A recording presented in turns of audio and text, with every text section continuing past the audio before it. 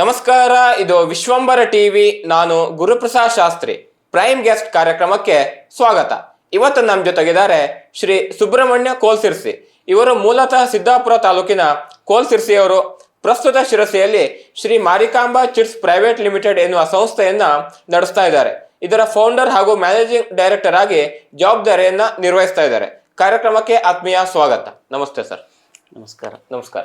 ಪ್ರಿಯ ವೀಕ್ಷಕರೇ, ಈ ವಿಡಿಯೋನ ನೋಡೋದಕ್ಕೂ ಮೊದಲು ನಮ್ಮ ಚಾನೆಲ್ ಅನ್ನ ಇನ್ನು ಸಬ್ಸ್ಕ್ರೈಬ್ ಮಾಡ್ಕೊಂಡಿಲ್ಲ ಆದ್ರೆ ತಕ್ಷಣವೇ ಸಬ್ಸ್ಕ್ರೈಬ್ ಮಾಡ್ಕೊಳ್ಳಿ. ಹಾಗೆ ವಿಡಿಯೋ ಇಷ್ಟ ಆಗಿದ್ರೆ ಶೇರ್ ಮಾಡಿ.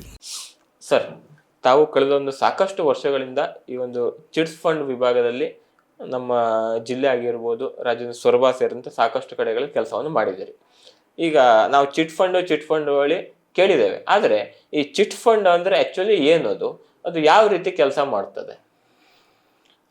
ಮೊದಲನೇದಾಗಿ ನಾನು ಹೇಳಬೇಕಂದ್ರೆ ಚಿಟ್ ಫಂಡು ಸಾಮಾನ್ಯ ಜನರಿಗೆ, ಎಷ್ಟೋ ಜನರಿಗೆ ಇದ್ರ ಬಗ್ಗೆ ಅರಿವೇ ಇರೋದಿಲ್ಲ. ಹೌದು.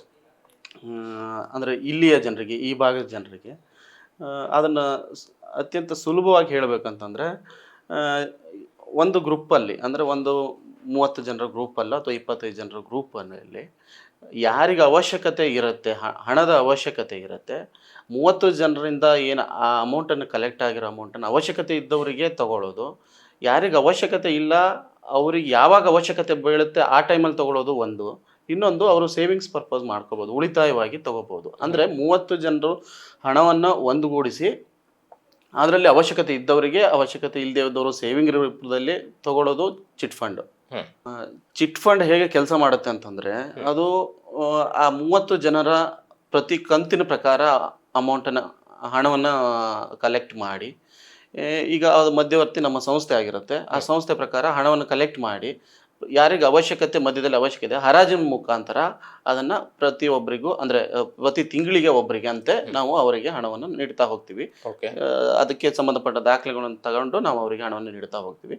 ಒಂದು ತಿಂಗಳಲ್ಲಿ ಏನು ಹಣವನ್ನು ಕಲೆಕ್ಟ್ ಆಗಿರುತ್ತೆ, ಆ ಮಂತಿನ ಅಮೌಂಟ್ ಕಲೆಕ್ಟ್ ಆಗಿರುತ್ತೆ, ಅಲ್ಲಿ ಯಾರಿಗೆ ಅವಶ್ಯಕತೆ ಇರುತ್ತೆ ಅವಶ್ಯಕತೆ ಇದ್ದವರಿಗೆ ಹಣವನ್ನು ಕೊಡೋದು. ಅದು ಆಕ್ಷನ್ ಮುಖಾಂತರ, ಅದಕ್ಕೊಂದು ಪ್ರೊಸೀಜರ್ ಇದೆ, ಅದಕ್ಕೊಂದು ನಿಯಮ ಅನುಸಾರ ಅದನ್ನು ನಾವು ಆಕ್ಷನ್ ಮಾಡಿ ಅವರಿಗೆ ಪೇಮೆಂಟ್ ಮಾಡ್ತೀವಿ. ಅವಶ್ಯಕತೆ ಇದ್ದವರು ತಗೋಬೋದು, ಅವಶ್ಯಕತೆ ಇಲ್ಲದೆ ಹೋದವರು ಯಾವಾಗ ಅವಶ್ಯಕತೆ ಇದೆ ಆವಾಗ ಅವಶ್ಯಕತೆ ಇದ್ದಾಗ ತಗೋಬೋದು. ಕೊನೆಯದಾಗಿ ಅವರು ಸೇವಿಂಗ್ಸ್ ಮಾಡೋರು ಸೇವಿಂಗ್ಸ್ ಮಾಡಿ ಲಾಸ್ಟಿಗೆ ತಗೋಬೋದು. ಇದು ಚಿಟ್ ಫಂಡ್ ನಡೆಯೋ ರೀತಿ ಇದು, ಆಯಿತಾ? ಈ ರೀತಿ ಈ ಪ್ರೊಸೀಜರ್ ಪ್ರಕಾರ, ನಿಯಮಾನುಸಾರ ಪ್ರಕಾರ ಅದನ್ನು ನಡೆಯುತ್ತೆ.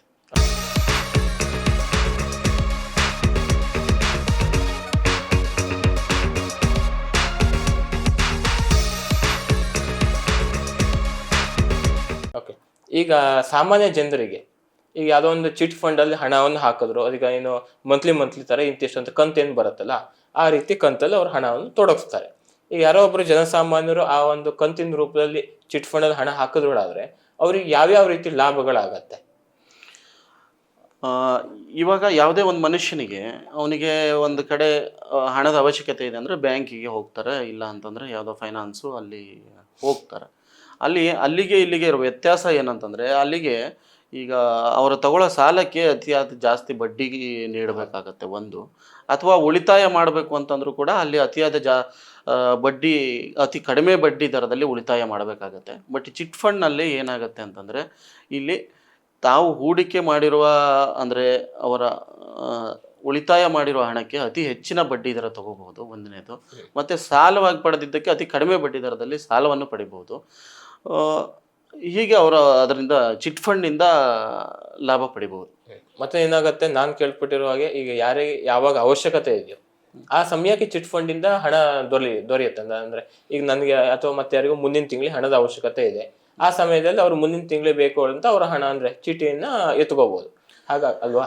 ಅಂದರೆ ಈಗ ಗ್ರಾಹಕರಿಗೆ ಯಾವಾಗ ಕಷ್ಟ ಕಾಲ ಬರುತ್ತೆ ಅಂತ ಹೇಳೋದಕ್ಕಾಗೋದಿಲ್ಲ. ಆ ಟೈಮಲ್ಲಿ ಅವರು ಆಕ್ಷನ್ನಿಗೆ ಬರ್ಬೋದು. ಅಂದರೆ ಈಗ 30 ತಿಂಗಳಲ್ಲಿ ಒಂದು ಗ್ರಾಹಕ ಒಂದು ಚೀಟಿಲಿ ಇನ್ವೆಸ್ಟ್ಮೆಂಟ್ ಮಾಡಿದ ಮೇಲೆ ಅಲ್ಲಿಂದ 30 ತಿಂಗಳಾದರೆ, ಇನ್ ಕೇಸ್ 30 ತಿಂಗಳಾದರೆ, ಪ್ರತಿಯೊಂದು ತಿಂಗಳಲ್ಲೂ ಅವನ ಉಳಿತಾಯದ ಹಣವನ್ನು ಹಾಕ್ತಾ ಬರ್ತಾನೆ. ಅವನಿಗೆ ಒಂದೇ ಸರಿಗೆ ಯಾವುದೋ ಒಂದು ಅವಶ್ಯಕತೆ ಬರೋ ಸಂದರ್ಭ ಇರುತ್ತೆ, ಹಣದ ಅವಶ್ಯಕತೆ ಬರೋ ಸಂದರ್ಭ ಇರುತ್ತೆ. ಅಂಥ ಟೈಮಲ್ಲಿ ಅವರು ಆಕ್ಷನ್ ಪಾರ್ಟಿಸಿಪೇಟ್ ಮಾಡಿ ಆ ಟೈಮಲ್ಲಿ ಅವನ ಅಲ್ಲಿವರೆಗಿನ ಹೂಡಿಕೆಗಿಂತ ಹೆಚ್ಚಿನದಾಗಿ ಹಣವನ್ನು ಪಡಿಬೋದು. ಅಂದರೆ ಅಲ್ಲಿವರೆಗೆ ಅವನು ಕಡಿಮೆ ಹಣನೇ ಪ್ರತಿ ತಿಂಗಳು ಕಡಿಮೆ ಮಾಡಿ ಹಣವನ್ನೇ ಹೂಡಿರ್ತಾನೆ.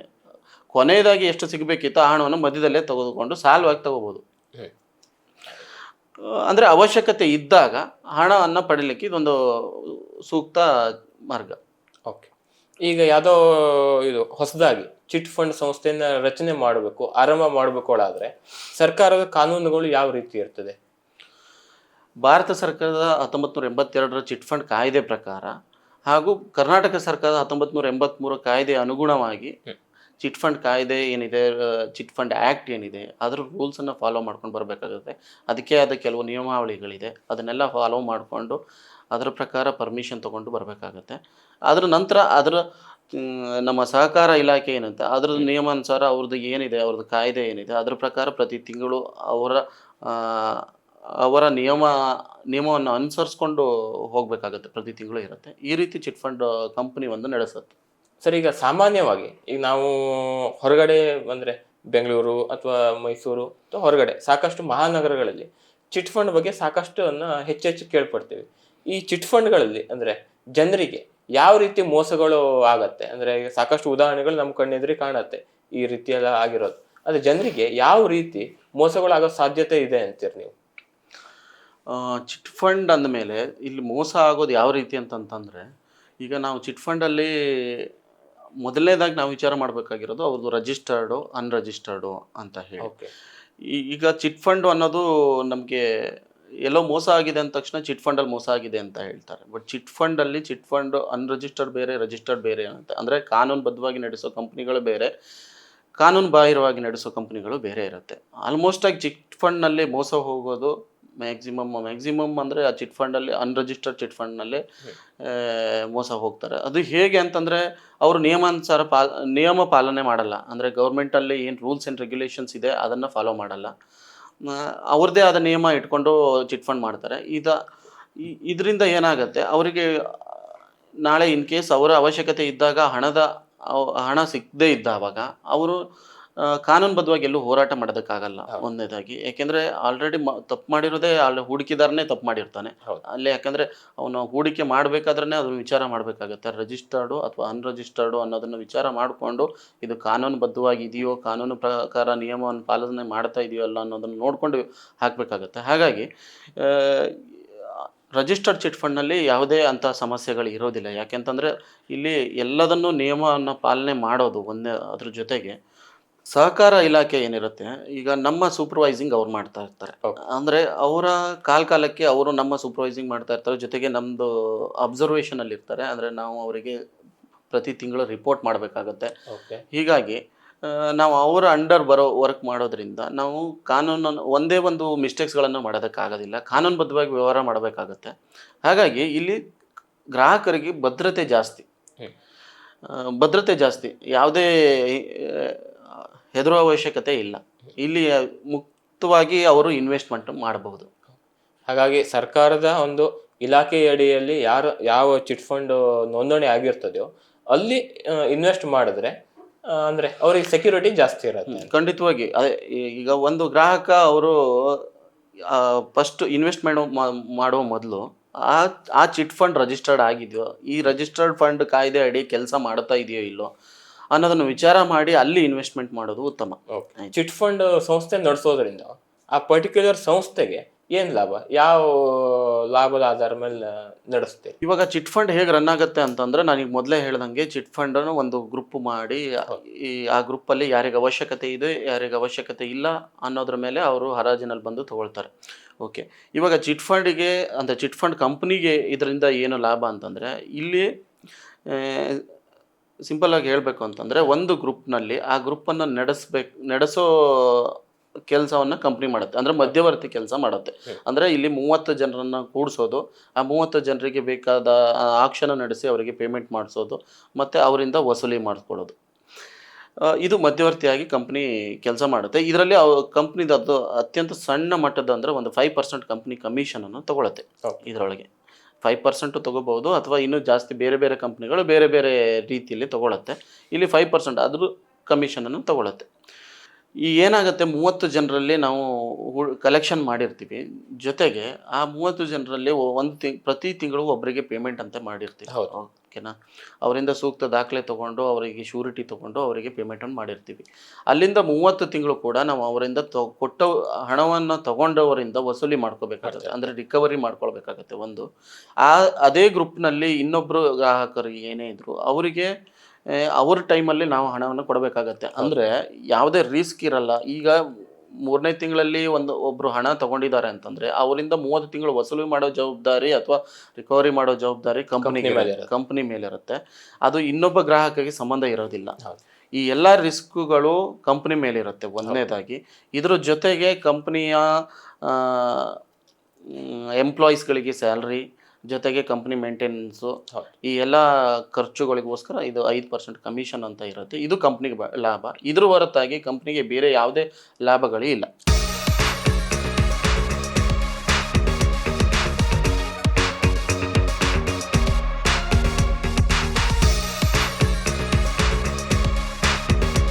ಸರ್, ಈಗ ಅಕಸ್ಮಾತ್ ಆಗಿ ಈ ಯಾವುದೋ ಒಂದು ಸಂಸ್ಥೆ ಮೂಲಕ ಅಥವಾ ಯಾವುದೋ ಒಂದು ರೀತಿಯಲ್ಲಿ ಈ ಚಿಟ್ ಫಂಡ್ ನಲ್ಲಿ ಯಾರೊಬ್ರು ಸಾಮಾನ್ಯ ಜನ ಯಾರು ಇನ್ವೆಸ್ಟ್ ಮಾಡಿರ್ತಾರ ಅವರು ಮೋಸ ಹೋಗಿದ್ರು ಹೇಳಾದ್ರೆ ಅವ್ರು ಏನ್ ಮಾಡ್ಬೇಕು?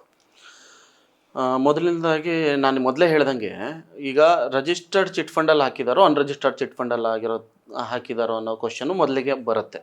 ಓಕೆನಾ? ಈಗ ಅನ್ರಿಜಿಸ್ಟರ್ಡ್ ಅಲ್ಲಿ ಆಗಿದ್ರೆ ನಾನು ಮೊದಲೇ ಹೇಳಿದ್ದೀನಿ ಅದು ಯಾವ ರೀತಿ ಮೋಸ ಆಗುತ್ತೆ ಅಂತ ಹೇಳಿ. ಅನ್ರಿಜಿಸ್ಟರ್ಡ್ ಅಲ್ಲಿ ಏನಾದರೂ ಇನ್ ಕೇಸ್ ಮೋಸ ಹೋಗಿದ್ದೇ ಆದ್ರೆ ಅವರಿಗೆ ಕಾನೂನುಬದ್ಧವಾಗಿ ಹೋರಾಟ ಮಾಡೋದಕ್ಕೂ ತುಂಬ ಕಷ್ಟ ಆಗುತ್ತೆ. ಯಾಕೆಂದರೆ ಅಲ್ಲೇ ಇನ್ವೆಸ್ಟ್ ಮಾಡಿದ್ದೇ ತಪ್ಪು ಅಂತ ಬರುತ್ತೆ. ಓಕೆನಾ? ಈಗ ಎರಡನೇದಾಗಿ ನೀವು ಹೇಳ್ದಂಗೆ ಎಲ್ಲಿ ಇನ್ ಕೇಸ್ ಮೋಸ ಆದರೆ ಏನು ಮಾಡಬೇಕು ಅಂತ ಹೇಳಿ.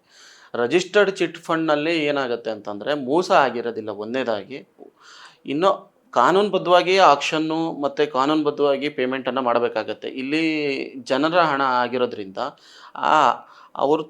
ಅವರು ತಗೊಳ್ಬೇಕಾದ್ರೆ ಅದಕ್ಕೆ ತಕ್ಕಂತೆ ಅದಕ್ಕೆ ಶ್ಯೂರಿಟಿ, ಅದಕ್ಕೆ ಭದ್ರತೆ ಕೊಡಬೇಕಾಗತ್ತೆ ಒಂದನೇದು. ಆ ಭದ್ರತೆ ಕೊಟ್ಟ ಮೇಲೇ ಅವರಿಗೆ ಹಣವನ್ನು ಅವರಿಗೆ ಅವ್ರ ಚಿಟ್ ಫಂಡ್ ಏನು ಹಣ ಗೆದ್ದಿರೋ ಹಣವನ್ನು ಕೊಡಬೇಕಾಗತ್ತೆ.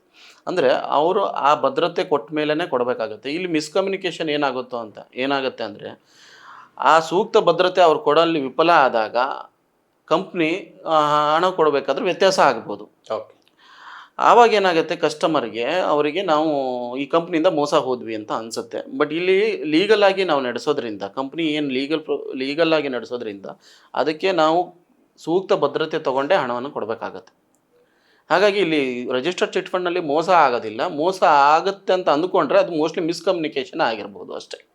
ಅಕಸ್ಮಾತ್ ಅವರು ಆ ಸಂಬಂಧಪಟ್ಟಂಗೆ ಸೂಕ್ತ ದಾಖಲೆಗಳನ್ನು ಕೊಟ್ಟು ನಂತರದಲ್ಲಿ ಹಣವನ್ನು ಪಡ್ಕೊ ಸೂಕ್ತ ದಾಖಲೆ ಕೊಟ್ಟರು ಅಂದರೆ ಅವರಿಗೆ ಯಾವುದೇ ಕಾರಣಕ್ಕೂ ತಡ ಆಗೋದಿಲ್ಲ. ಅದಕ್ಕೆ 7 ವರ್ಕಿಂಗ್ ಡೇಸ್ ಅಂತ ಇರುತ್ತೆ, 7 ವರ್ಕಿಂಗ್ ಡೇಸ್ ಅಂತ ಇರುತ್ತೆ. ಇಲ್ಲಾಂದರೆ ಅಷ್ಟರೊಳಗೆ ಅವರಿಗೆ ಪೇಮೆಂಟ್ ಆಗುತ್ತೆ.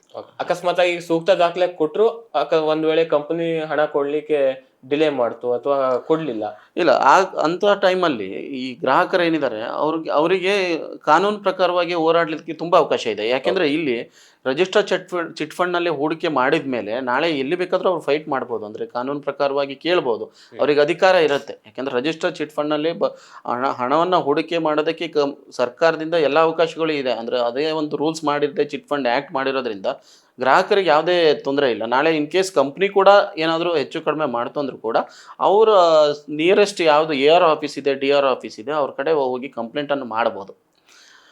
ಅದ್ರ ಪ್ರಕಾರವಾಗಿ ಅವ್ರ ಮುಂದಿನ ಕ್ರಮವನ್ನು ತಗೊಳ್ತಾರೆ, ಹಾಗೇನಿಲ್ಲ. ಸರ್, ಈಗ ಕಳೆದ 1 ವರ್ಷದಿಂದ ಶಿರ್ಸಿಯಲ್ಲಿ Shri Marikamba chits private limited ಹೇಳುವಂಥ ಸಂಸ್ಥೆಯನ್ನು ಆರಂಭ ಮಾಡಿದೆ. ಹೇಗೆ ನಡೀತಾ ಇದೆ ಕೆಲಸ? ರೆಸ್ಪಾನ್ಸ್ ಹೇಗಿದೆ? Sirsi Marikamba chits private limited ಅಂತ ನಾವು ಲಾಸ್ಟ್ 2024 ಜುಲೈಯಲ್ಲಿ ನಮ್ಮದು ಕಂಪ್ನಿ ರಿಜಿಸ್ಟ್ರೇಷನ್ನು, ಕಂಪ್ನಿ ಎಲ್ಲ ಕಾನೂನುಬದ್ಧ ಪ್ರೋಸೆಸ್ಗಳು ಕಂಪ್ಲೀಟ್ ಆಗಿ ನಾವು ಅಲ್ಲಿಂದ ವ್ಯವಹಾರ ನಡೆಸ್ತಾ ಇದ್ದೀವಿ. ನಾವು ಸಂಪೂರ್ಣವಾಗಿ ಕಾನೂನುಬದ್ಧವಾಗಿ ನಮ್ಮದು ಭಾರತ ಸರ್ಕಾರದ ಕಂಪ್ನಿ ನಿಯಮದ ಪ್ರಕಾರ, ಜೊತೆಗೆ ಕರ್ನಾಟಕ ಸರ್ಕಾರದ ನಮ್ಮ ಚಿಟ್ ಫಂಡ್ ಆ್ಯಕ್ಟ್ ಏನಿದೆ ಅದರ ರೂಲ್ಸ್ ಅಂಡರ್ ನಾವು ವರ್ಕ್ ಮಾಡ್ತಾ ಇರೋದು. ಕಂಪ್ಲೀಟಾಗಿ ನಾವು ಕಾನೂನುಬದ್ಧವಾಗಿ ನಮ್ಮ ಚಿಟ್ ಫಂಡನ್ನು ನಡೆಸ್ತಾ ಇದ್ದೀವಿ ಶಿರ್ಸಿ ಮತ್ತು ಉತ್ತರ ಕನ್ನಡದ ಜನತೆ ಏನಿದೆ ಸ್ವಲ್ಪ ಚಿಟ್ ಫಂಡ್ ಬಗ್ಗೆ ತುಂಬ ಒಲವಿಲ್ಲ. ಬಟ್ ನಮ್ಮ ಉದ್ದೇಶ ಏನು ಅಂತಂದರೆ, ನಮಗೆ ಶಿರ್ಸಿ ಮತ್ತು ಉತ್ತರ ಕನ್ನಡ ಡಿಸ್ಟಿಕ್ಕಲ್ಲಿ ಚಿಟ್ ಫಂಡನ್ನು ಒಂದು ಬ್ರ್ಯಾಂಡನ್ನಾಗಿ ಮಾಡಬೇಕಾಗಿದೆ. ಚಿಟ್ ಫಂಡಿನ ಅವಶ್ಯಕತೆ, ಚಿಟ್ ಫಂಡಿನ ಉಪಯೋಗ ಕಸ್ಟಮರಿಗೆ ತಿಳಿಸಿ ಅವರಿಗೆ ಒಳ್ಳೆಯ ಸರ್ವಿಸ್ ಕೊಟ್ಟು ಒಂದು ಬ್ರ್ಯಾಂಡ್ ಮಾಡಿ ಅಲ್ಲಿಂದ ಬೆಳೆಸಬೇಕು ಅನ್ನೋದು ಉದ್ದೇಶ ಆಗಿದೆ. ಹಾಗಾಗಿ ಗ್ರಾಹಕರು ಯಾವುದೇ ಹೆಸಿಟೇಷನ್ ಇಲ್ಲದೆ, ಯಾವುದೇ ಭಯ ಇಲ್ಲದೇ ನಮ್ಮ ಚಿಟ್ ಫಂಡ್ನಲ್ಲಿ ಹೂಡಿಕೆ ಮಾಡಬಹುದು. ಪ್ರತಿಯೊಂದು ಕಾನೂನುಬದ್ಧವಾಗಿ ಮತ್ತು ಏನು ನಾವು ಈಗಿನ ಜನ್ರೇಷನಿಗೆ ತಕ್ಕಂತೆ ನಾವು ಡಿಜಿಟಲ್ ಆಗಿ ಆಪ್ಷನ್ ಕೂಡ ನಾವು ಏನು ಲೈವ್ ಆಗಿ ಮತ್ತು daily collections, door to door point ಮತ್ತು ಈಗಿನ ತಂತ್ರಜ್ಞಾನ ಬಳಸ್ಕೊಂಡು ಸಾಫ್ಟ್ವೇರನ್ನು ಯೂಸ್ ಮಾಡಿಕೊಂಡು ಮೊಬೈಲ್ ಆ್ಯಪ್ಗಳನ್ನು ಯೂಸ್ ಮಾಡಿಕೊಂಡು ನಡೆಸ್ತಾ ಇರೋದ್ರಿಂದ ಗ್ರಾಹಕರಿಗೆ ಯಾವುದೇ ರೀತಿ ಕಿಂಚಿತ್ತೂ ತೊಂದರೆ ಆಗದೇ ಇರೋ ಥರ ನಾವು ನಡೆಸ್ತಾ ಇದ್ದೀವಿ. ನಮ್ಮ ಕಂಪ್ನಿಲಿ ಹೂಡಿಕೆ ಮಾಡಲು ಯಾವುದೇ ಅವರಿಗೆ ಭಯಪಡೋ ಅವಶ್ಯಕತೆ ಇಲ್ಲ. ಯಾಕೆಂದರೆ ಪ್ರತಿಯೊಂದನ್ನು ನಾವು ಕಾನೂನುಬದ್ಧವಾಗಿಯೇ ನಡೆಸ್ಕೊಂಡು ಹೋಗ್ತಾ ಇದ್ದೀವಿ. ಇವತ್ತಿನ ಪ್ರೈಮ್ ಗೆಸ್ಟ್ ಕಾರ್ಯಕ್ರಮದಲ್ಲಿ ನಮ್ಮ ಜೊತೆ ಉಪಸ್ಥಿತರಿದ್ದು ಅಭಿಪ್ರಾಯ ಅನಿಸಿಕೆ ಹಂಚಿಕೊಂಡಿರುವ ಶ್ರೀ ಸುಬ್ರಹ್ಮಣ್ಯ ಕೋಲ್ಸಿರ್ಸಿ ಇವರಿಗೆ ವಿಶ್ವಂಬರ ಟಿವಿ ವತಿಯಿಂದ ಹೃತ್ಪೂರ್ವಕ ಕೃತಜ್ಞತೆಗಳನ್ನ ಸಲ್ಲಿಸ್ತಾ ಇದ್ದೀವಿ. ವಿಶ್ವಂಬರ ಟಿವಿ ಕುರಿತಾಗಿ ಒಂದೆರಡು ಅನಿಸಿಕೆಯನ್ನು ಹಂಚ್ಕೋಬೇಕಂತ ಕೇಳ್ಕೊತೀನಿ. ವಿಶ್ವಂಬರ ಟಿವಿ ನಾನು ಈಗ ಏನು ನೋಡ್ತಾನೆ ಇದ್ದೀನಿ, ನಿಮ್ಮ ಪ್ರೈಮ್ ಗೆಸ್ಟ್ ಆಗಲಿ ಅಥವಾ ಹಲವಾರು ವೀಡಿಯೋಸ್ಗಳು, ಸುದ್ದಿಗಳು ಇದನ್ನು ನೋಡ್ತಾ ಇದ್ದೀನಿ. ಅಂದರೆ ನಮ್ಮ ಲೋಕಲ್ ಸಿರ್ಸಿನಲ್ಲಿ ಅಥವಾ ನಮ್ಮ ಉತ್ತರ ಕನ್ನಡದಲ್ಲಿ ಏನಾಗುತ್ತೆ ಅಂತಂದರೆ ನಾವು ಹೆಚ್ಚಿನದಾಗಿ ಡಿಪೆಂಡ್ಸ್ ಆಗಿರ್ತೀವಿ ಲೋಕಲ್ ನ್ಯೂಸ್ ಬಗ್ಗೆ. ತುಂಬ ಉತ್ತಮವಾಗಿ ಬರ್ತಾ ಇದೆ. ನಾವು ಇಮಿಡಿಯೇಟ್ ಅಪ್ಡೇಟ್ಗಳು ಏನಿದೆ ಅದೆಲ್ಲ ನಮಗೆ ಸಿಗ್ತಾ ಇರೋದ್ರಿಂದ ಇನ್ನೂ ಹೆಚ್ಚಿನದಾಗಿ ಸ್ವಲ್ಪ ಇಂಪ್ರೂವ್ಮೆಂಟ್ಸ್ ಆಗಲಿ ಮತ್ತು ಸಪೋರ್ಟ್ ಮಾಡೋಣ ನಮ್ಮ ಕಡೆಯಿಂದನೂ. ಯಾಕೆಂದರೆ ಲೋಕಲ್ ಚಾನೆಲ್ ಅಂದ ತಕ್ಷಣ ನಾವು ನಮ್ಮ ಸಪೋರ್ಟು ಅವಶ್ಯಕತೆ ಇರುತ್ತೆ. 100% ನಮ್ಮ ಕಡೆಯಿಂದ ಎಲ್ಲ ಸಪೋರ್ಟ್ ಸಿಗುತ್ತೆ ನಿಮಗೆ. ಇನ್ನೂ ಚೆನ್ನಾಗಾಗಲಿ.